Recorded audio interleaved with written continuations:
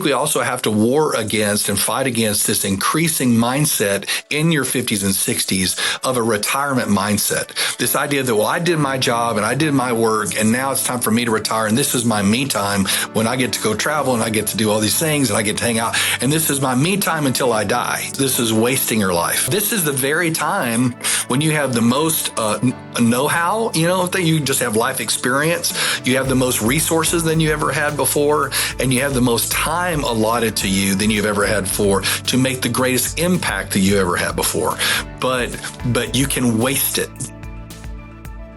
Welcome to the Age of Lions podcast, a platform and community dedicated to bringing purpose, strategy, and calling to kingdom-minded people who are 50 plus and excited about their next chapter. Here's your host, Mark Clement. Hey everybody, welcome to episode 42 of the Age of Lions podcast. I am so excited about our guest today. As you heard from that clip at the top of the program, an amazing guest. His name is Craig Etheredge. I've known Craig now for several years. He's actually my brother's pastor, and we met hunting up in South Dakota, pheasant hunting. And he's one of those people, when I met him, I was like, this is one of my guys. Like, I knew he was the real deal. We sat for hours around the fire pit, around the lodge, talking, and not just the surface stuff. Like with people that you really connect with, you kind of get past that quickly, and then it starts to be about heart things, what you care about, what you're passionate about, what you're working on, what you're dreaming about. And Craig and I kind of had those conversations within, I think, about 30 minutes of our first sit down. And he's an amazing guy. And really cares a lot about discipleship and really growing mature believers. And I think that's super important, tied to what we're all about on the podcast. I think that's one of the missing pieces with a lot of people that are 50 plus is they might have some maturity in other ways, but sometimes, not all the time, but sometimes the spiritual side of that is missing. I know a lot of times I'll meet people in our age group and I'll be kind of shocked at their immaturity. Sometimes it's socially, sometimes it's in other areas, sometimes it's just spiritually. You feel like, man, you've been a Christian a long time and you're not really advancing. It's not a judgment thing at all, but it's a fruit thing. You hear Craig talk about it today. Fruit is the indicator. And so sometimes when that's obviously not there, you start to kind of ask questions and start to wonder. And so what I want to challenge all of us to do is really look at ourselves in the light of this conversation and ask, where are we on that timeline of maturity? Are we growing the way we should? Are we having the impact that we should? Because it all starts with the heart. It starts with our spiritual selves before it kind of comes out into the other parts of our life. And so he says some things that make you think, man, he's watched every episode of this podcast. He knows he's speaking our language. He's saying things back to me that only he would know if he'd been watching this. But I don't think he necessarily has been. And so it just shows that we're in such alignment on how we're looking at growing in our aging and our purpose and all the things. So I really want you to lean into this one. We always have great guests, but this is an exceptionally good interview. And I want you to make sure you listen to it or watch it all the way through and make sure you get the most out of it because it is amazing. And we have some great resources in the show notes as well from some of the things that he talks about that he and his church and his ministries have been working on for years now. And so make sure you don't miss that. Before we get into it, as always, I want to encourage you to like, subscribe, follow, comment on whatever channel you're engaging with our content. Make sure you're letting us know about it. Ask questions. Push back, tell us you like something, you don't like something. We are really trying to grow this in a way that benefits everybody who watches. And also I want to encourage you, I don't really say this every week, but encourage you to share this with people of your own age group. Put it on your Facebook page, put it on your Instagram. Talk about, hey, I found this new podcast. It's really challenging me as someone who's aging. I'm learning a ton. And if you're not learning, I think you're not listening because I'm honestly, y'all, being part of every interview, I have grown so much and learned so much and been challenged at such a level, which was exactly the whole point. Not that I'm an expert about this, but I'm trying to learn how to be better at it. So I hope you're getting the same thing out of it that I am. And so without further ado, I want you to lean back. I want you to really lean in actually and enjoy. I should say sit back and lean in. Sit back physically, get comfortable, but lean in mentally, lean in spiritually, and enjoy this incredible conversation with Pastor Craig Etheredge. Hey Craig, how are you this morning, man? Hey, brother, man. How are you, Mark? Great to see you. You too, man. It's been a minute. I feel like I've seen you more recently than we actually have, only because our common denominator, which is my brother Michael John and Right. Fellowship Adventures and that whole thing.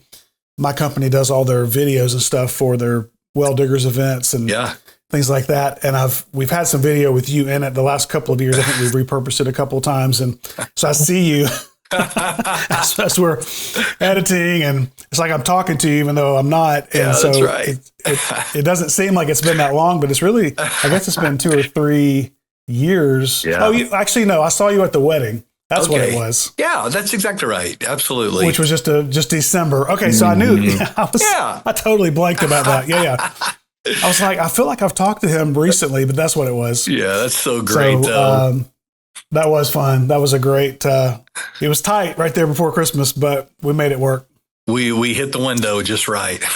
That's right. That was a quick and long trip for me on December 23rd. Oh, I bet it was, man. I bet it was. Goodness. Well, thanks for having me on.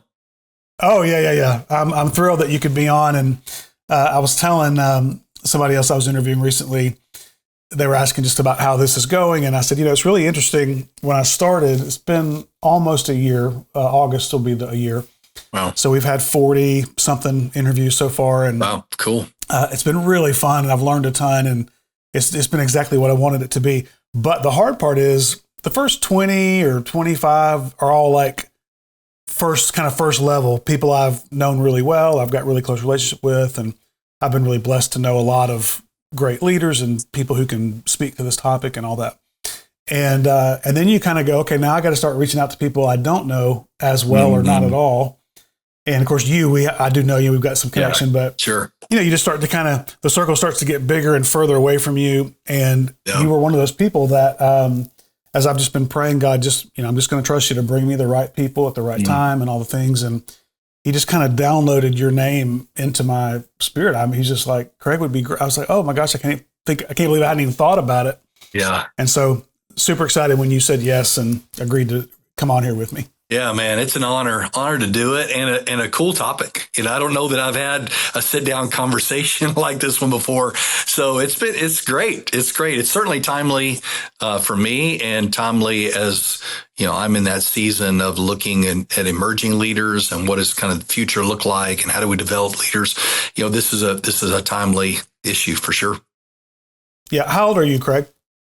I'm 60 years old, 60. Okay. I've crossed over into that new decade. Yeah. I'll be 58 in September, so I'm right behind you. But the whole impetus for this was as I got into my 50s, and I started. You start having these conversations with friends over dinner and family, and my brothers and I talk about whatever.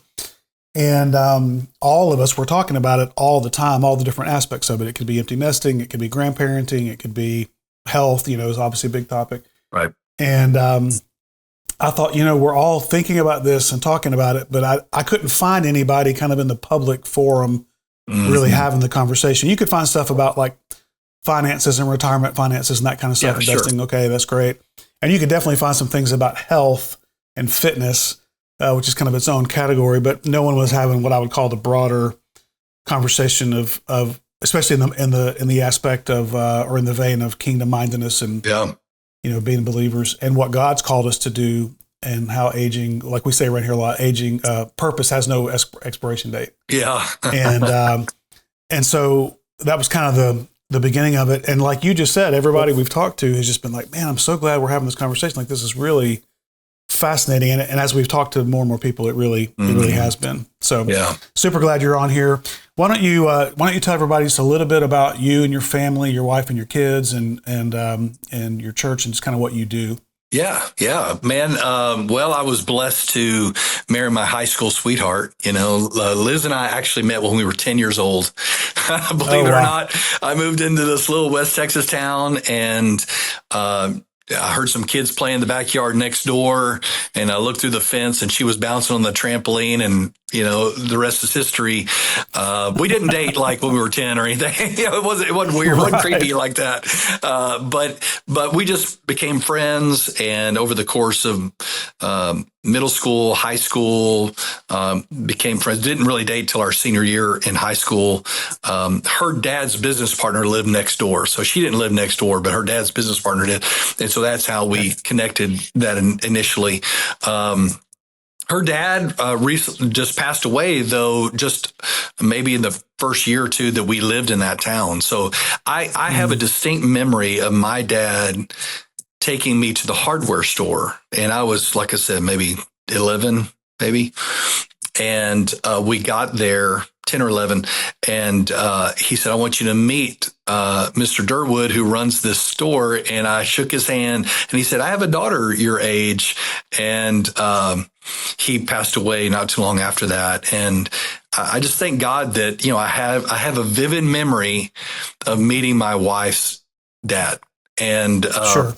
that was special for me to get to at least have known. I shook his hand and he had no idea he was looking at this little kid, that was going to be his daughter's husband. But so we met early, went through college, got married while we were in college. So we married really young. We've got 2 daughters. One daughter lives in New York City. She's a director and producer there and does live Broadway theater and short films. Runs a ministry to artists called the Hang NYC, the Actors Hang NYC, which reaches out to writers and dancers and singers and performers and skeptics and all kinds of people and sharing the gospel, discipling them. So she's very involved in ministry at that level. Very cool. And then I have another daughter who lives just a few miles from our house. Her and her husband are engaged in our church. She's married, has 3 kids. In fact, my third second grandson, was born just a week ago. And so that was a whole experience that we can talk about. But yeah, she's really engaged. She has her own business and, she's just a great, disciple maker. They lead a small group in their home for young adults and young families. And, man, she's walking with God, investing in people, serving, ministering. So, and then just a busy mom. So she's got all the plates up, spinning in the air, but just, also has a strong online presence too. She does a lot of, online, influencing and that kind of thing. And so she does a lot in the kind of the vein of parenting and investing in her kids spiritually. So that's been really cool to watch her influence grow. So that's kind of our group. My parents are still alive. They are 88 years old. They attend our church. Mom and dad live in a house just about a mile and a half from me. And my dad was in ministry for his whole career. And so it's neat to watch them age and to even talk about aging with my dad, and kind of what he's walking through at his stage of life and ministry. So it's a sweet time. This is a sweet season. I know, hey, this is a sweet season right now. It won't always be that way, but, and we're just really thankful that we get to be in the spot we're in right now. I'm at Cross Creek Church. I didn't mention that. I'm at Cross Creek Church, which is in Colleyville, which is really right next to the DFW airport. So we're in Texas, DFW metro area. Cross Creek is, I'm not the founding pastor. The church was founded about 60 years ago. But I've been the pastor here for almost 20 years. It'll be 19 years. Okay. Actually, this weekend will be 19 years. And so the next year will be our 20th. So had a good long run here, in that regard. Yeah. Yeah. That's, I didn't know your dad was a pastor. That's cool. We obviously have that in common. I know you know that because of my brother. So just to tell people kind of how we know each other, Craig and I met on a hunting trip, hunting pheasant up in South Dakota. Mm-hmm. My youngest brother was the worship pastor at Craig's church, and that's how he knows Craig. and was there for several years and just absolutely loved your church and loved you as a leader. And I could go on and on about that, but being in ministry a long time, all of my brothers and I, and all the things, as you well know, they're not always great experiences. Right. Unfortunately. And for him to rave about you as a leader and that your integrity, all that. So just you are, I know for, I guess secondhand, that would be, but firsthand from him, you are the real deal. And he loved his time with you. But Michael John now works for this hunting ministry called Fellowship of Ventures, and Craig and I both are in and around it a lot. They're a client of mine. I hunt with them a lot. Craig hunts with them. Have you been recently? Have you been on a trip recently? I've not. I was planning to go on a turkey hunt, and it just didn't pan out kind of at the last minute. But we're planning to go this fall and take a group of businessmen up there and shoot and walk the field. So I can't wait. Oh, awesome. I've got the itch, so I've got to get out there and do it. Yeah, I try to go about every other year, but I was realizing the other day it's actually been 3 or 4. I think I've been on one trip where I was working with them and I wasn't really hunting. We were filming. And so obviously it's still great to be out there, but I'm due for a trip too, just to go and just be one of the guys and and of course with the new property they have as well. Yeah. Jeff was on this podcast, Jeff Moore, several months ago and talked about that too. But I can't wait to go and see. Oh man, me too. And like we talked about with the video earlier, I feel like I've been there because we've been helping them promote it, and we've got all this footage they sent us, and we produced all this stuff. But I've never actually been to film, so I can't wait to do that. But anyway, that's kind of how we connected. And before we kind of get into some of the meat of what I want to talk to you about today, and I'm tempted just to jump into it, but I'm going to hold off. We typically ask people kicking off the conversation just a couple of common questions to establish some foundation, and one of those is, at what point in your aging journey was kind of that aha moment of, not necessarily that you think you're old or feel old or whatever, but you just start to have those moments where you're like, I'm older than I'd like to think that I am.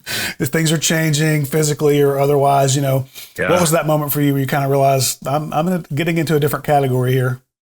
Yeah, I think that, man, when I turned 50, that was a big turning point in my life personally.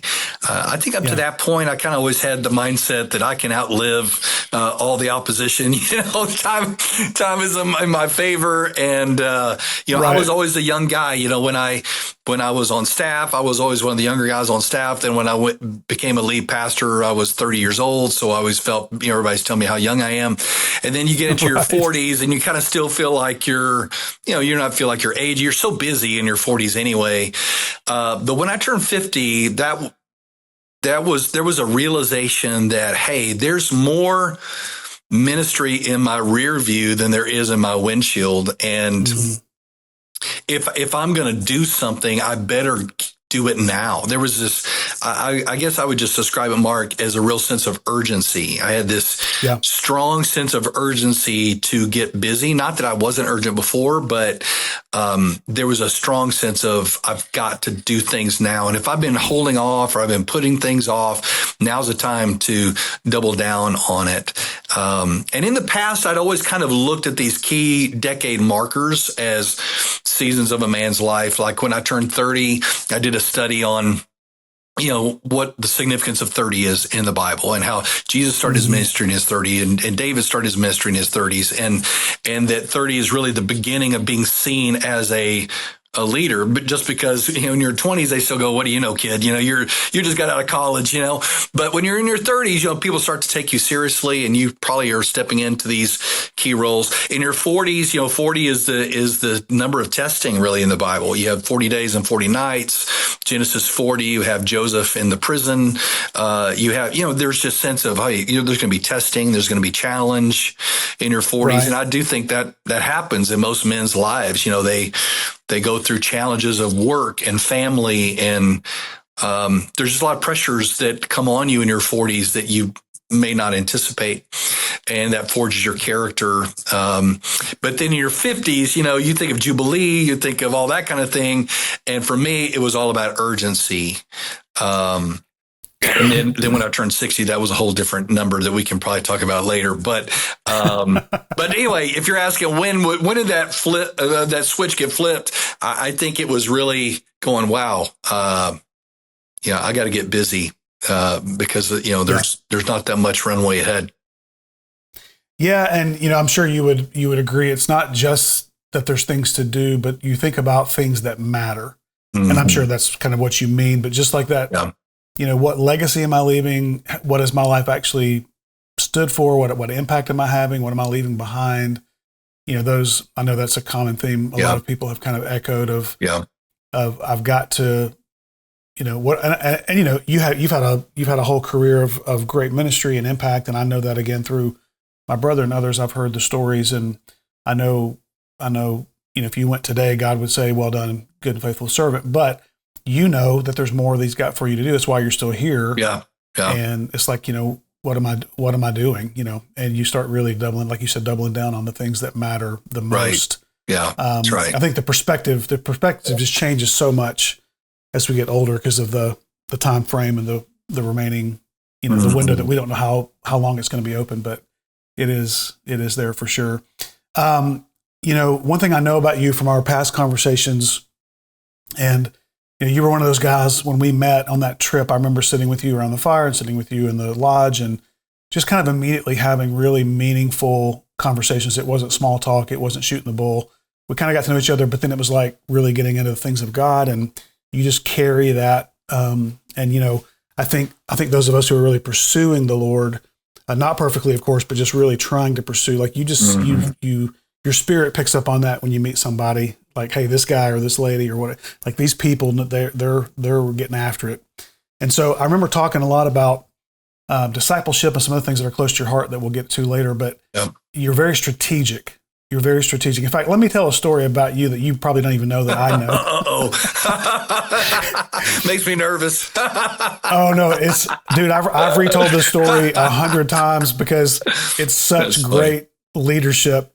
So, and I'm probably going to get how it is after you hear a story. I might have misconstrued it a little bit, but the gist of it is you guys were at your church, you were working on some new building project. I think it was closing in your kind of courtyard area. Yeah. Mm-hmm. Okay. And I've never been to your campus, but I've seen pictures.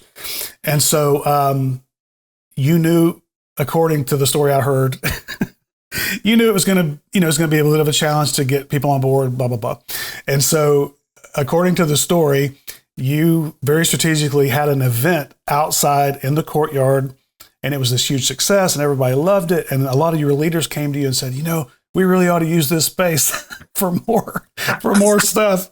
We ought to think about closing this in. And you were like, that's a great idea. What a brilliant idea. And so you kind of not manipulated, but just orchestrated an opportunity for them to catch the vision without you putting them on the defense or, whatever. Yeah, that's and right. Now I think you guys did that and it's done. And, and I thought that is one of the most brilliant things I have ever heard. So is that true? Is that that's true? Close enough? That's definitely true. That's definitely true. And so that tells us a lot about who you are and how you think. And so obviously very strategic. So in your personal life, your physical health, your spiritual health, mental, emotional health, et cetera, marriage, all of it. What are you doing now at 60 to invest into yourself for the future to make sure that you go as long as you can, that you're as strong as you can, that you're healthy to do God's calling? Yeah. What are you doing right now to invest in yourself that way? I would say there are a couple of things. One thing that I'm doing right now, Mark, that is really paying a lot of dividends is just what I call the day away with God. I'm trying to take one day out of the month that I carve out, 3-5 hours, just to spend with the Lord. And I've got 10 questions I go through every time I do it. And I'm got this on a Google Doc. And so I'm writing out these questions. But part of that, I'm kind of reviewing my calling. What am I good at? What are the things that God's, called me to do? I've got those things written out.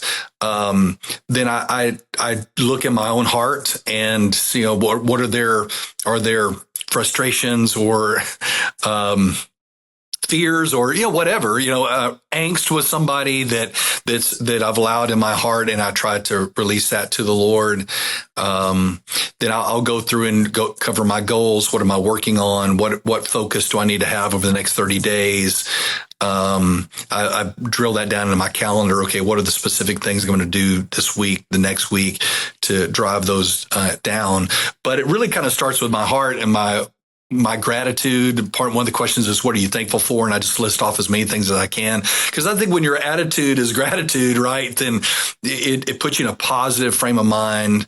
And honestly, a lot of guys I know, not just in ministry, but a lot of them in ministry, that they've stacked a lot of offenses and a lot of hurts.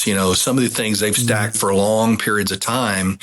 And as they kind of stuff it and move on, that hurt that they've stuffed just gets deeper and deeper and deeper. And I think that's what leads them to burnout and to, emotional catastrophe, where then they're medicating themselves or they're getting into things that they shouldn't because they just haven't dealt with their heart. And I read the Psalms. Right now I'm going through the Psalms and writing just kind of my thoughts about each Psalm right now. And David did a lot of that in the Psalms. I mean, you got those imprecatory Psalms where they're like, God, bash their teeth in, do something bad to their mom, a plague on their house. He's like, wow, okay, he's going there, but he's offloading that, and that's part of his own emotional health, right? And I think that this day away with God allows me to keep short accounts with people, to express these things to the Lord, and then kind of zero in on what are my priorities, one of the things that only I can do over the next 30 days to be effective. So I think that day away with God is a very key component to my own spiritual health, to my own emotional health, and then to my productivity. The second thing I do is what I call the morning ritual, and that is every morning I do three things. I work out every morning from 5:30 to 6:10.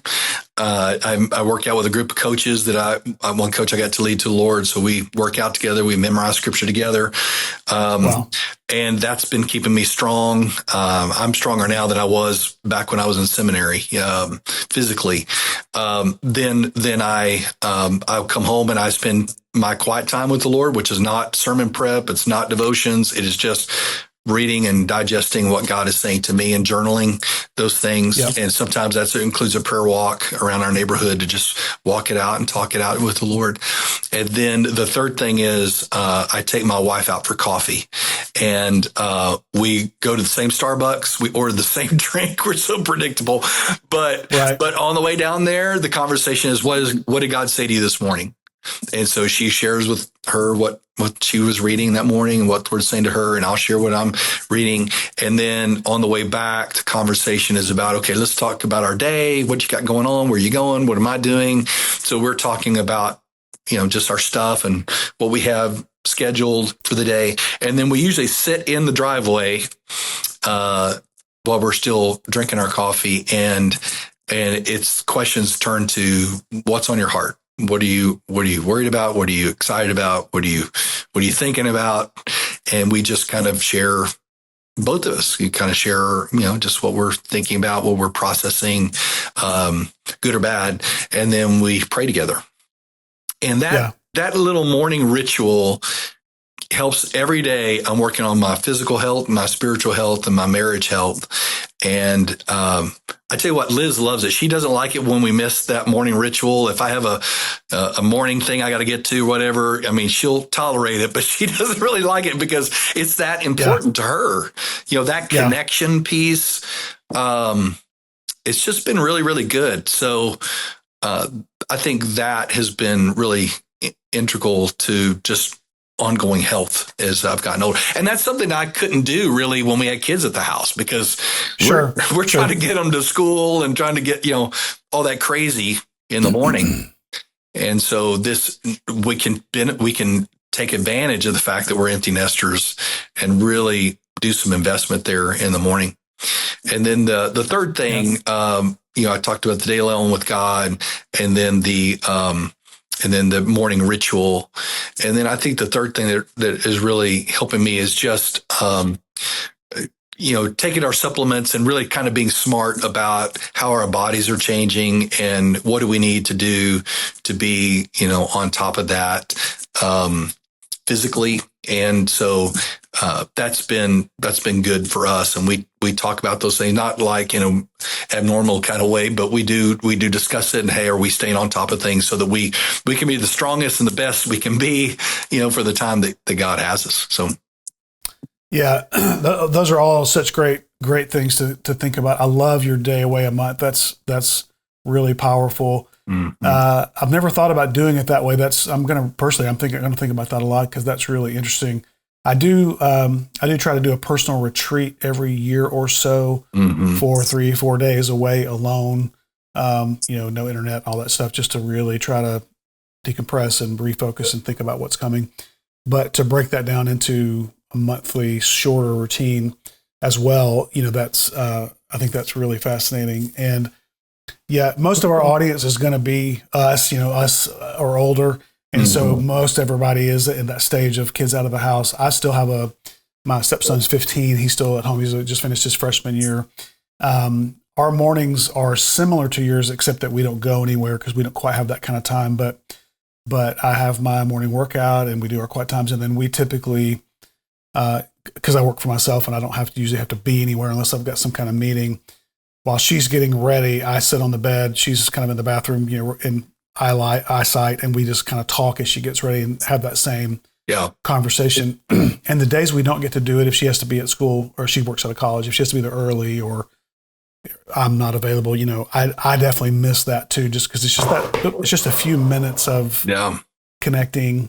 Yeah. Talking about the calendar, talking about your heart, literally the same things you just said. Mm-hmm. So you can definitely do different versions of that. But I love the idea of actually getting in the car and just running a short little, almost like an errand, like let's just go there, get our coffee, So I think there's a lot of good takeaways from that too. And I will say the aging, the physical part too, the supplement routine in our house is something to behold. My wife in college, she was pre-med and ended up going a different way, but she was in the fitness industry all of her career until the last 4 years. So she's all about the science and the nutrition and the supplements and we're always trying some new, horse hoof extract, whatever. Oh yeah. Yeah. And she'll do the thing where she says, it doesn't taste very good, but it's good for you. Do you want some? I'm like, well, no, I don't want that. I want that bowl of ice cream is what I want. Yeah. I mean, it's got dairy in it, right? It's gotta be good for you. Yeah. So I feel that, for sure. How long has it been since your youngest left and you guys became empty nesters? Yeah, let's see. I guess we've been empty nesters probably about 7 years, roughly around 7 years. Okay. Long enough no, I take that back. It's going to be longer than that. It's going to be close to 10 years because she went off to college for 4 and then she's been married for 5 going on 6. So so probably about 10 years of the last one leaving. Yeah. It's a big topic for our age group. Obviously, a lot of people, depending on how they were when they had their kids, anywhere from mid 40s to 60, that's kind of when that happens. Yeah. Was that something you guys prepared for intentionally, or did it kind of sneak up on you? How did you guys handle that? And I'm only asking, not because it's like where you're living right now, but I just any advice you have for people, because it's a topic that comes up a lot. Yeah, I think we did prepare for it. Maybe not as intentionally as we're looking back, saying, hey, I'm really glad we did that. That helped us get through this. So that's kind of the learning. But Liz and I, from earliest years of marriage, we really prioritized our date night. And we would do a date night before we had kids. We were married 8 years before we had children.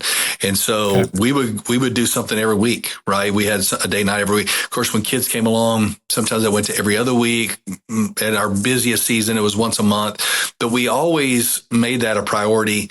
And then as they started getting older, we were still doing our date nights. And so when the kids started to leave, we never had that moment like, who are you again? Or our whole world was revolved around our children and now our purpose has left.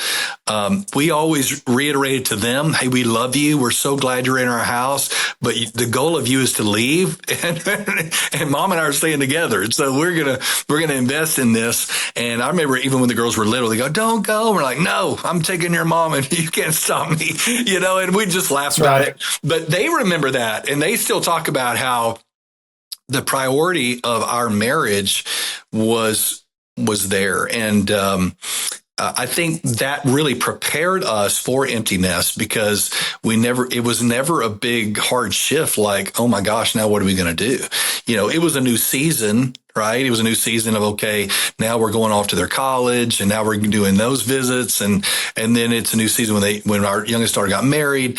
But, I think having that priority of our marriage beforehand really helped us to navigate that pretty well.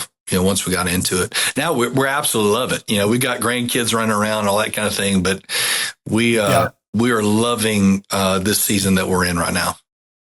Yeah, it sounds like it. And I love to hear that because I do think sometimes it sneaks up on them and they get a little bit lost in it. Like you said, identity can be wrapped up in children or whatever. And, you didn't say these words, but what I heard when you said what you said was, your mom and I were a thing before you got here. And we're going to be a thing after you leave. Like we're the permanent thing until one of us dies. You guys come and go. That's right. That's right. So, we let them know that early on. Yeah. Well, and as you well know, you've heard people say this as well. Like the best thing you can do for your kids is make your spouse the priority. Yeah. Like the stability that it models, the commitment that it models. Like you're not putting them second per se. They're still a priority, but it lets them know. There's a sense of safety in that. I think that they know mom and dad are very committed to each other. Therefore, we as a family are going to be okay. That's it's funny. Liz and I kind of joke about, we came up with this name, Craig and Liz, together is Team Chris, right? And so, when we're working on something together, we'll go Team Chris and we'll fist bump, and it's just, again, it's those goofy little things that you do that just kind of reiterate, our unity and our oneness and our teamwork together for the kingdom and for our family. And so, I feel like we're doing that better and better and better. Right now, the season that we're in, is really, really great. And when I look around to other people that are just in our stage of life, because we're hanging out, I realize that that's something really special and then not everybody has that. And so I'm very grateful for it. Absolutely. Yeah, that's why I wanted to ask you the question, because I think I knew it would lead to some pearls of wisdom there, and I think people need to know there's a better way to do it. Mm-hmm. And I'd also just try to encourage our listeners and viewers to say, hey, maybe that hasn't been the way you've been living your marriage out, but it's not too late to make some new patterns, some new habits. To the men out there, I'm sure your wife would have probably appreciated if you started initiating a little bit more of this sort of connection that Craig's talking about. And so, it's super encouraging for sure. One thing that I am really fascinated with you, and one of the reasons I wanted to talk to you, if there's a common theme with our guests, it's really that these are people, men and women, who probably around 50 or later have made some kind of pivot in their life, a change. They've started something new, a new company, a new ministry, a new whatever. They serve in a different way at their church, all the different ways that can happen. And I know that in recent years you've started a couple of new, they're ministry adjacent. I know they're kind of part of your day job and what you do, but I think they're kind of also a little bit extra.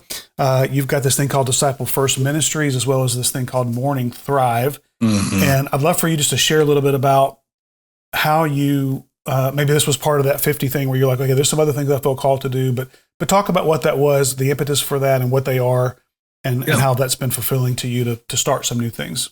Yeah, absolutely. I can do that pretty quickly. We, when I was a first-time pastor in inner city Oklahoma City, really hit a crisis point of not knowing how to grow the church beyond where it was. And I kind of emptied out my bag of tricks and wasn't really sure what to do next. I was in my 30s, early 30s. And I was like, okay, now what do I do?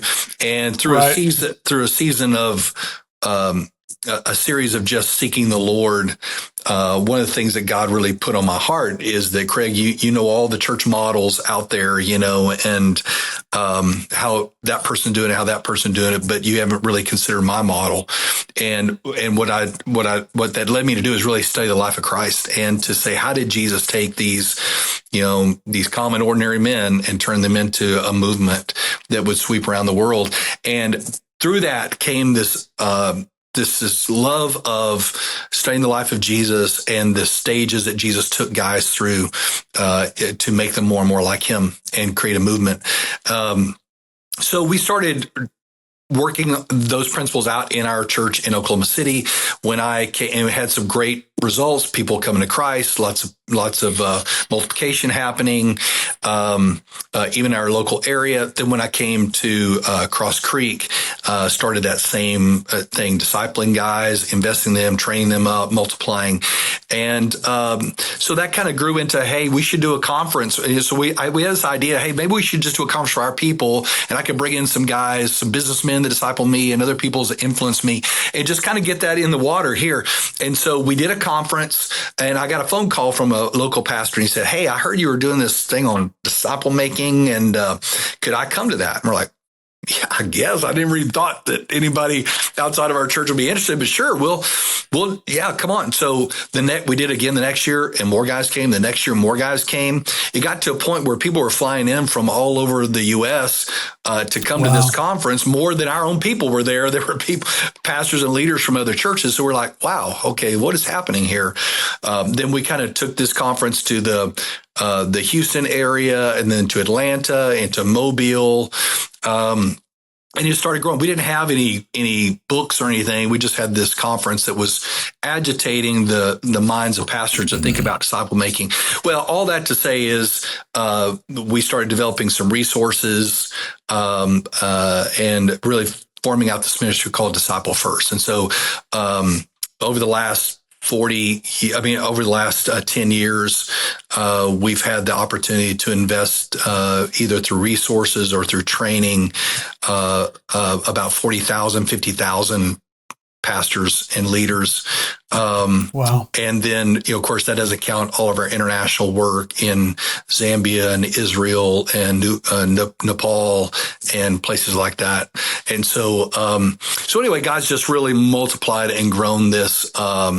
And we have a goal of training over 100,000 pastors in the next 7 years. So we just see the Lord's hand on that, and a lot of fruit out of that. The material that we've written is now in multiple languages, and God's using it in places around the world. And I just always, get a big joke out of it because, I see God using this. I'm like, good grief, it's really amazing to see that God has done this. It's not really anything that we sought out to do, but the Lord has just opened doors. So Disciple First is that training, developing arm. We have a podcast. We have, several resources that we use through that. And then kind of what grew out of that was church planting. We've started what we call the Cross Creek Network. So we have over 30 church planters in our network right now, and with those are around the world and some of those countries I just mentioned, and then also in places like New York City and Las Vegas and Montana and Montreal, places around the world where we're trying to plant disciple making churches that will multiply. And so we're doing a lot of work in that space right now, and got some pretty aggressive goals for that. And so I would say that Disciple First and the Cross Creek Network kind of work together. One is kind of the training arm. One is the kind of the developing arm to plant churches. And we're working really hard at planting churches in our own area. We've created an initiative called the 9 Cities Initiative to plant churches in all the 9 cities contiguous to our church. And so we got a lot of stuff on the platter, so to speak, that we're really pressing hard toward. And we got to see some great fruit from it. So, yeah, it's really cool to hear that. I think when we met, and I can't remember exactly what year that was, but I'm going to say 7 or 8 years ago, 6, 7, 8 years ago.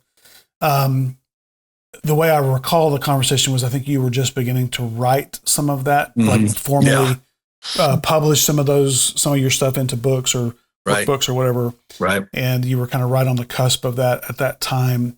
And a couple of things I want to ask you about that or comment on. One is, first off, it's just awesome to think that, I think sometimes when people feel like they're supposed to be called to do something, or it's just going to be this big overnight deal and it's going to be whatever. And it's like, well, it could be. God can do whatever he wants to do, but more often than not, it's going to be some seeds. It's going to grow. It's going to, it can have that sort of flywheel effect where there's a point where it can really kick in and do something, or do something bigger. I think in the Western world, we're always like, how big is it going to be? It's not really a Christian concept as much as a Western concept. Right. In God's kingdom, it's all kind of the same, I think. But I love the story of, it was not an overnight thing, but he gave you enough vision to do it internally, and then it went to the next level, the next level, the next level, and it just kind of grew. And that's awesome. The other thing I wanted to ask you about on that note is, my wife and I have talked about this a ton. And our church, we go to church to the Highlands here in Birmingham, and they're starting a real discipleship emphasis. Because I work with churches all over the country in my business, I've seen this for a long time. It shouldn't be that way, as you well know, but discipleship really isn't happening at a level that it needs to. Right. So why do you think that is? And obviously your thing is an answer to that. It's a product that can help churches do better. But in our age group specifically, just to kind of tie all this together, I see such a lack of maturity in so many believers. And I don't mean that in a judging way. No. I don't know they're hard and all that stuff, but like you can just see the fruit in their life for their age and how long they've been a believer. You're like, is this really where you're at? It's a little surprising sometimes. So I just love to hear you talk about that specific to our age group and how they can grow in that. And also just the church world, the Western church, and what can they do to kind of turn that around? What are some basic thoughts about that? Yeah, I think I know that's a lot of questions, but yeah, no, I think you're exactly right. The American church is struggling.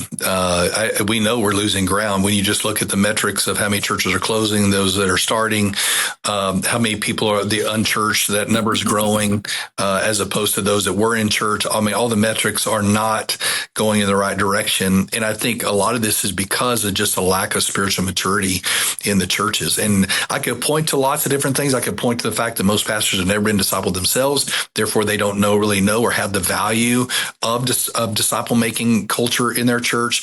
I could point to the fact that the metrics of success in the American church has always been numbers and size of building and budget, and not the spiritual maturation of their people. I think you could point to a lot of things like that. Width, not depth. That's right. It goes all the way back to the church growth movement that was really popularized back in the 60s, 70s, and really in full steam in the 80s and 90s. And so we've seen that kind of arc, and we've seen, okay, that didn't really get it done, and that they were neglecting this whole point of disciple making, and I actually vilified it in many ways. Some of these early church growth guys said, you don't want to talk about that because that'll put out the fires of evangelism. And they create this dichotomy where if you're evangelistic, then you can't be a disciple maker. And if you're a disciple maker, you can't be evangelistic. And I'm like, okay, Jesus blows that theory out of the water because he was both. Yeah. And there is no dichotomy when it comes to this. But I think there are a lot of these factors that are played in to why we are where we are. And so our ministry in Disciple First is to come alongside pastors and just help them to understand what disciple making really is. And then what would that look like in their church? We're not saying doing it like us. We're saying Jesus is the model. Jesus has actually given us a pathway for that. So now your goal is to pattern him. We're to follow him, right? And so I'm not saying do it how we do. I can show you how we do it. And it's not perfect. There are good parts and bad parts. We're constantly learning. But he is the model that we're following. And I think that that's resonated with pastors because a lot of guys, they go to the conference and they see the mega guy and he tells them how great his stuff is, and everybody kind of walks away thinking, well, we must be losers because we can't be as cool as him or preach as great as him or be as successful as him. And that's the opposite of what we're doing at Disciple First. Really what we're saying is, hey, Jesus is the one we want to model. Let's dig into him And then how is he leading you down this pathway of making mature, multiplying disciples in your church? So I think this is what the church in America needs. The churches around the world get it. They get it. I mean, I was recently in Cambodia with about 30 underground church pastors from China. They're not concerned about being a superstar with how many followers they have on Instagram. Okay. They're not concerned about that, because if they had that, they would be put in jail. So everything has to be done underground and through organic multiplication. And they do that really, really well. And so we're seeing that also in sub-Saharan Africa. We're seeing that other places in Europe that are this way. So coming back to Jesus's disciple-making model of multiplication is the answer for the church moving forward in the very uncertain future. And so other countries get it. We're just kind of slow to it because we still think that our model is working, but it's a dying model in many ways. And so we're going to have to adapt to that. So that's what we're trying to train to and trying to challenge and encourage pastors. And we get down to the weeds of, okay, what does this actually look like? How do you make these changes? What does it mean for me? How do I live this as an example? So we do a lot of that. But it's good work, and I think we're not the only people in that space. I mean, there's some other organizations that we equally champion that we think are, we're all kind of talking out of the same language when it comes to disciple making in the church. Yeah. There's definitely, the metrics do really bear that out. I know with a lot of the churches that we work with and have been part of, you might see these giant numbers in attendance, and you see these big numbers of salvations. And again, there's no way to quantify if those are real salvations or not, or just, you're right. We'll never know. But where you start to see the challenge is, okay, compared to that number, where are baptisms first and foremost?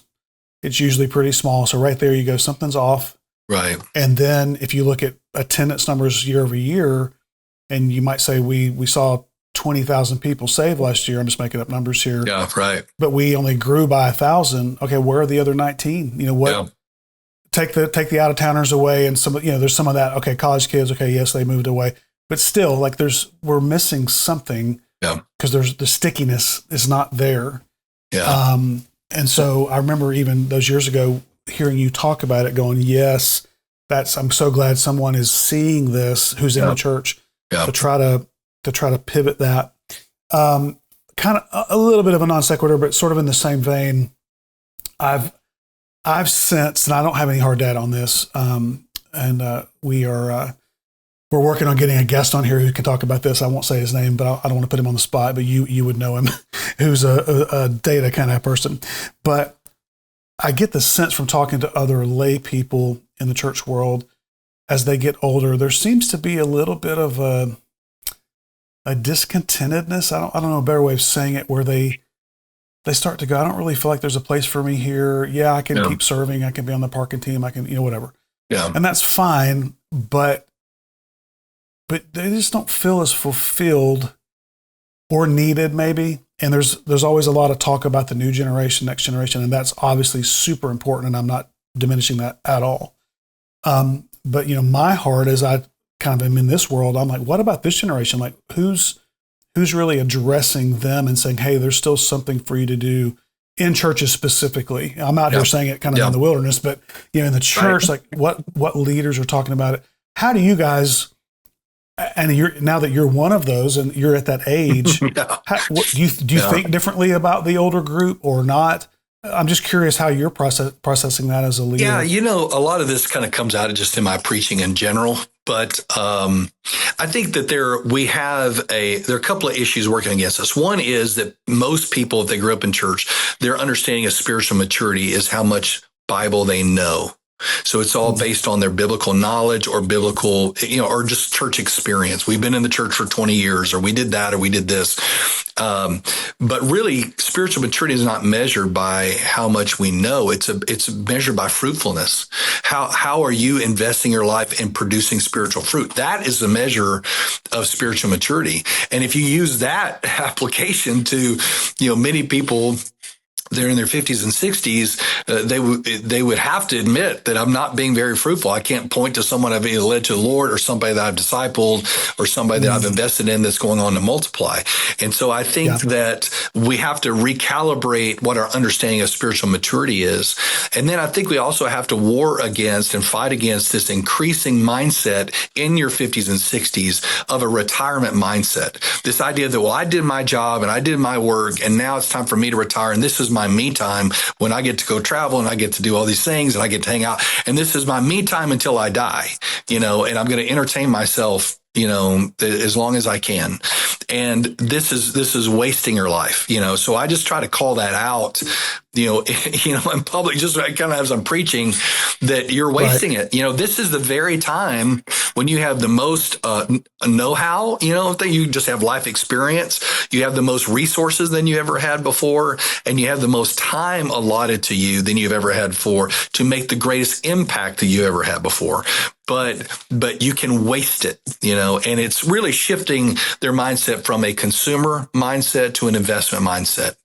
Are you going to invest your life or are you going to consume your life? And so that's kind of the real challenge that we're constantly saying is don't waste your life. Don't waste your life.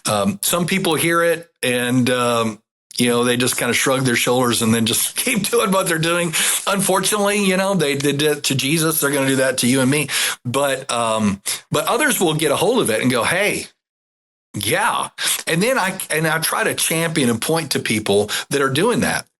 Because we do have people in their 50s, 60s, 70s, 80s that are still getting after it. And they're still discipling and they're still investing and they're still in ministry and they're still doing things that are others focused. And I've often wondered, what is the difference between this guy and this guy in just their mindset?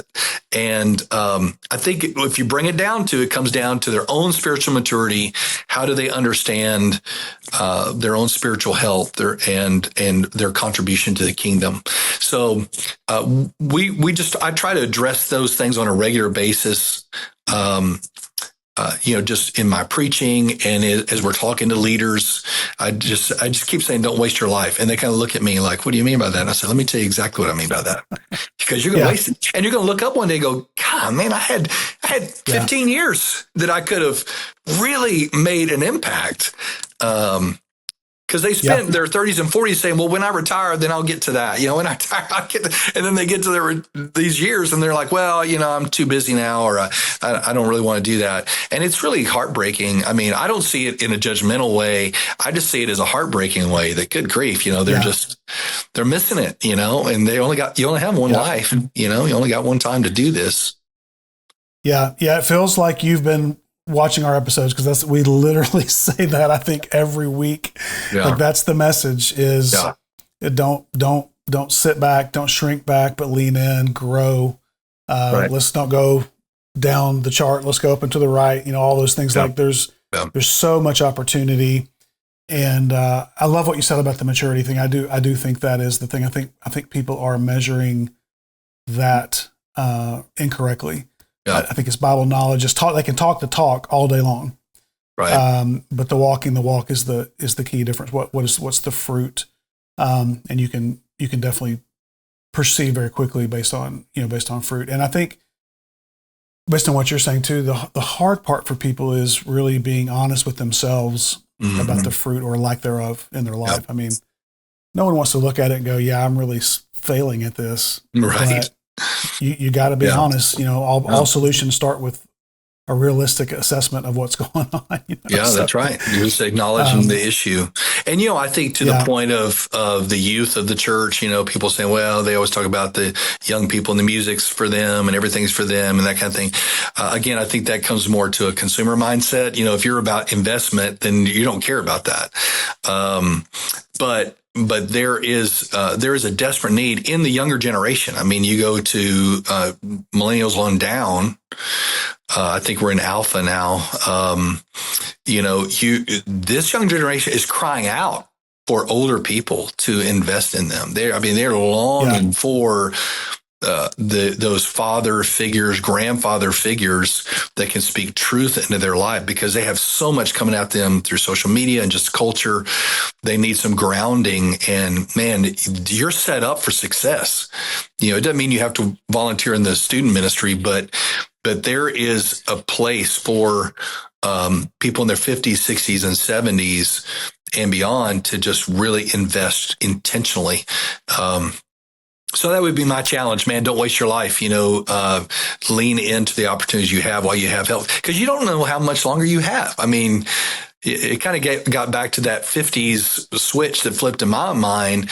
You have a shorter runway ahead of you, and you want to be urgent with it. Be faithful with the life and the opportunities that God has given you.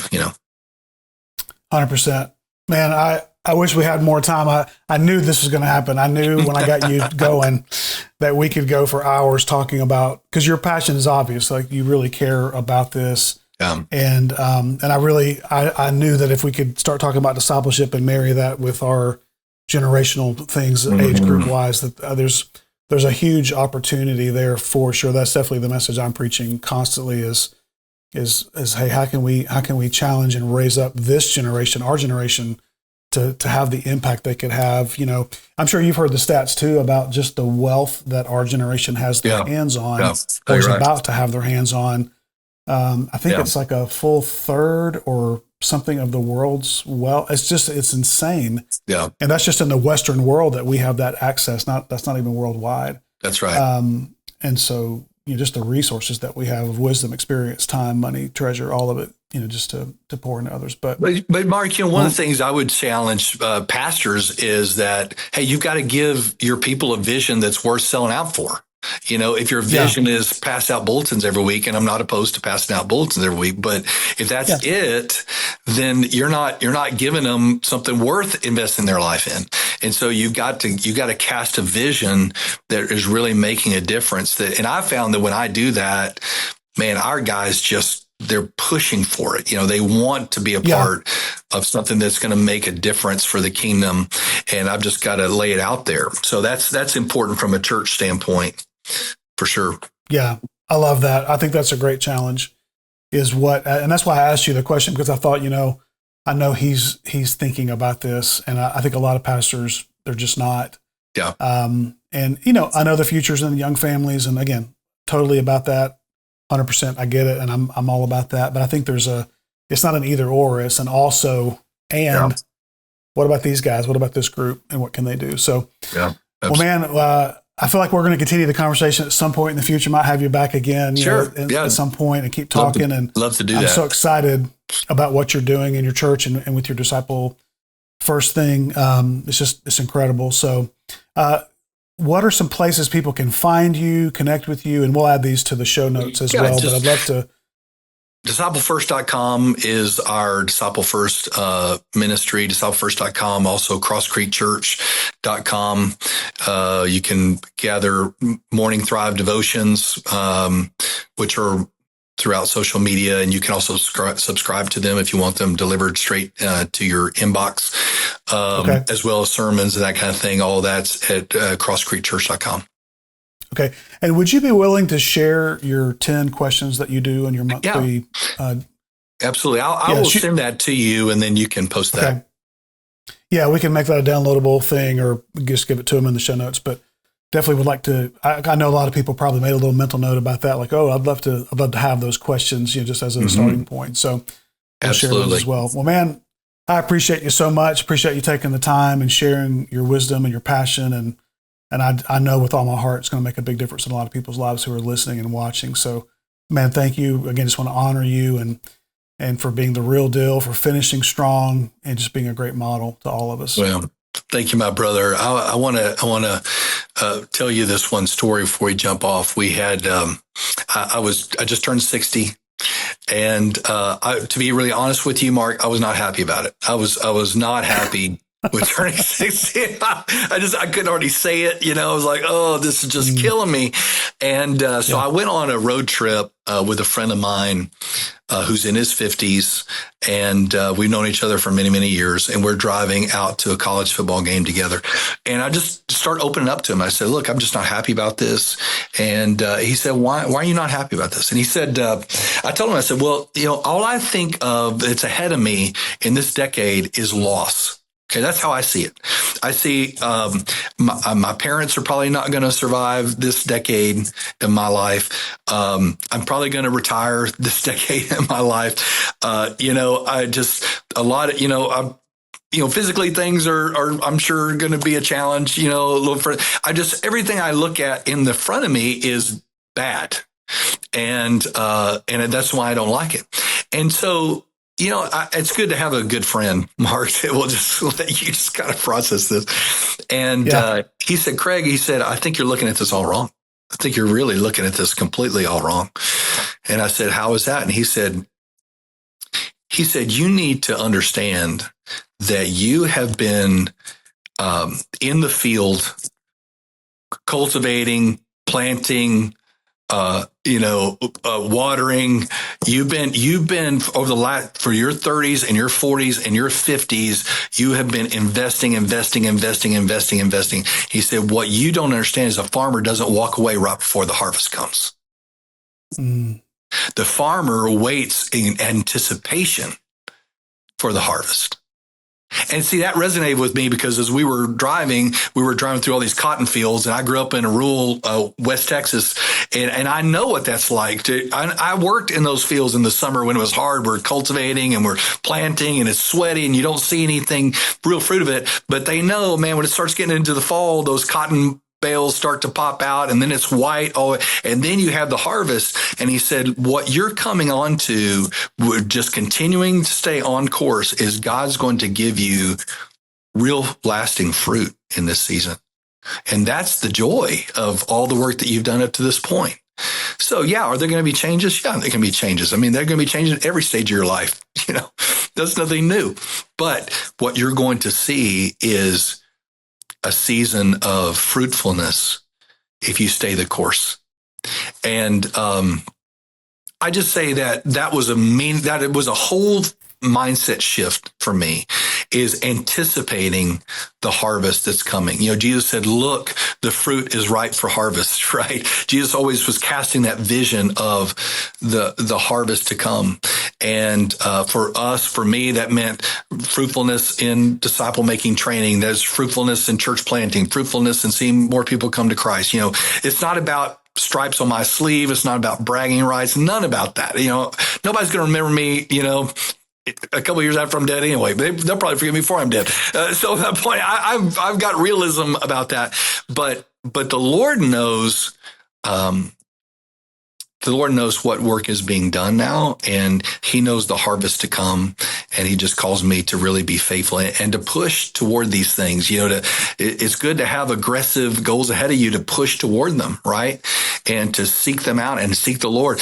And so that was a real encouragement to me. Alongside that idea of harvest and fruitfulness was what I read in John 15. And in John 15, Jesus said, that apart from me, you can do nothing, but with great abiding in him comes great fruitfulness. And so I also equated this idea that this is a season of fruitfulness, but this is also a season of pressing into abiding, intercession, and prayer that goes hand in hand with that fruitfulness. And that is what helps bring that fruitfulness to reality. And so this has been just for me, not only anticipation and staying in the work, but also, seeking the Lord about these things and trusting and relying on him more and more and more. And so as a result, that's given me a lot more, more positive output, mindset, when it comes to turning 60, with a positive anticipation and a clear focus on what I'm supposed to be doing now and walking forward in faith and trusting God and abiding in him and watching what he does. Man, what a great way to wrap this up. That is awesome. Thank you for sharing that, because I'm sure a lot of people, resemble that statement, as we like to say. Yeah. I know as I think about 60, I'm 2 years away, 2.5 years. And I've had that same kind of thought like, golly, 60. And then I immediately am like, well, 70 is just 10 more years, and you start to like, oh my gosh. But that's a great way to look at it. It's not what I'm losing, but what am I gaining? Yeah, absolutely. That's a great way to look at it. Well, man, thank you. I appreciate you so much. And absolutely, Mark. Thank you, brother. This has been great. All right, man. I told you up front it was going to be amazing. And if you've gotten to this point, you know that I was 100% right. Make sure you check out Craig's resources in the show notes, and don't miss those great things that he's got. And again, you can reach out and contact him. Like he's made all that available. He's an incredible resource for those of us who are aging, and he's really doing it well. And so make sure you don't miss that. Again, if you didn't catch this before, make sure you comment, like, subscribe on whatever channel you're following us on. And also go to the ageoflions.com website. There you can find out about what we're doing, look at highlight of the episodes, kind of see our mission statement and things that we're working on behind the scenes. And also, I'd love for you to join our community. Just make sure you hit the button anywhere on the page that says join the community and just get involved. Just give us your contact info, and we will occasionally, not going to blow you up, but occasionally send you an email or a text letting you know what we're working on, and we'd love for you to be part of that community. We've got some big ideas about where we're going with this as it grows, and I would love for you to be part of that. So thank you so much for being here. Don't miss the next couple of weeks. We have some more incredible interviews. Next week, in particular, we have Pastor Van Moody. Van is a dear friend. I've known him for years, and he brings some wisdom and intelligence to this conversation. Talks about some of the practical things he's doing. It's an amazing, impactful interview. I would put it right on par with what you just listened to or watched with Craig. Just an incredible guy, and brings some great stuff to the table. We also have some amazing interviews coming up.